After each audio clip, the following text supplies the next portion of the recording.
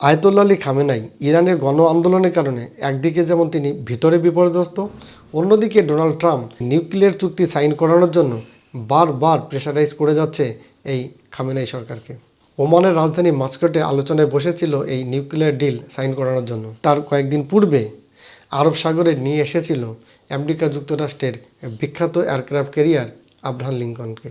তাই প্রথম দফার যে বৈঠক সেটা ব্যর্থ হয়। দ্বিতীয় দফার বৈঠকও হয়েছিল জেনেভাতে। ঠিক সেই সময় আরেকটি যুদ্ধজাহাজ এয়ারক্রাফট ক্যারিয়ার সেটাও নিয়ে আসে।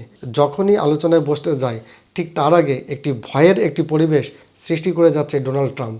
সেই দ্বিতীয় দফার বৈঠকও বিফল হয়। তৃতীয় দফার আলোচনায় বসতে চলেছে জেনেভাতে। আর ঠিক এই পরিস্থিতিতে ইরানে একটি মেসেজ ছড়িয়ে পড়ে, wait and see, a man of action. তারা বলতে চাইছে যে ডোনাল্ড ট্রাম্প হুমকির সুরে বলছে যে দেখো এখন তোমাদের আমি কি করি, হয় নিউক্লিয়ার ডিলে সাইন করো, না হলে তোমরা যুদ্ধের জন্য প্রস্তুত হও।